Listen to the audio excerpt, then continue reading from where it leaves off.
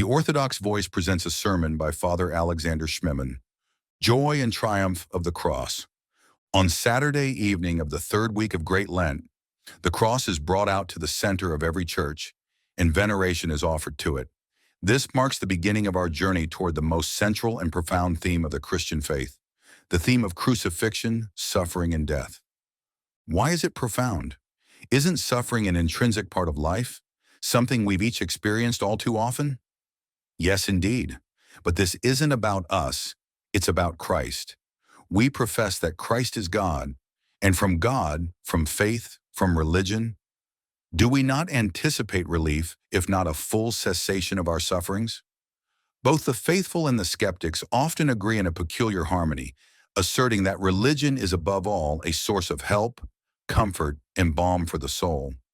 Yet here is the cross, and once again comes Good Friday, and once again we hear those familiar words, "My soul is exceedingly sorrowful, even to death," Matthew 26:38. And it is not he who comforts the apostles, who have fallen asleep from grief and heaviness, but he who asks them for help. "Stay here and watch with me," Matthew 26:38. Then comes the suffering, first mockery, then blows to the face, spitting, nails piercing hands and feet, and worst of all, utter solitude. As if heaven itself had shut, for about the 9th hour Jesus cried out, my God, why have you forsaken me?" Matthew 27:46. If we pause to truly consider, observe, and listen to all of this, we find that something strange is at play with religion itself. It seems as if nothing remains of the most familiar and straightforward aspects of it: help, support, assurances. Light a candle, serve a prayer or a memorial, and all will be well. God will aid us in life and beyond, after death's mysterious threshold. Yet isn't it with such a simplistic understanding of faith that many believers live their lives? Didn't people back then also follow Christ in multitudes, seeking healing or assistance in their affairs? But notice how this crowd slowly dwindles. The wealthy young man leaves Christ, believing he adhered to all religious precepts, but unable to accept Christ's words. "If you want to be perfect, go, sell what you have and give to the poor, and you will have treasure in heaven. And come, follow me." Matthew 19:21. A close disciple departs into the night for betrayal during the supper of love, and ultimately, when all had forsaken him and fled, Matthew 26:56. In our lives, the opposite often occurs. First, isolation and obscurity, followed by recognition, rising fame, and a crowd of followers. In the gospel, as the narrative approaches the cross, Christ stands alone. More than that, he speaks of what is to come. "If they have persecuted me, they will also persecute you. In the world you will have tribulation." John 15:20, 16:33.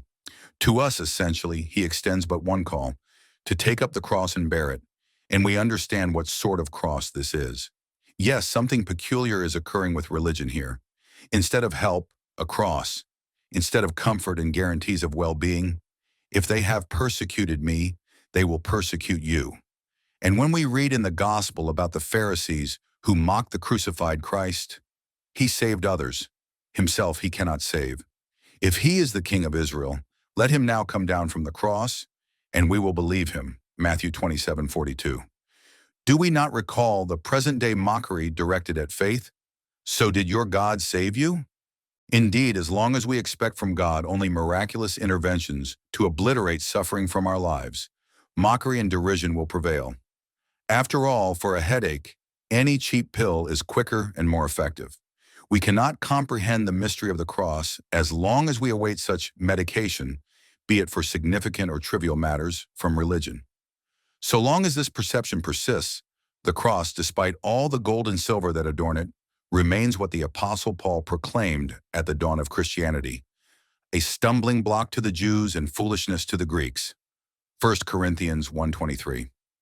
In this context, the Jews are those who expect only help from religion, and the Greeks are those who seek rational and seamless explanations for everything.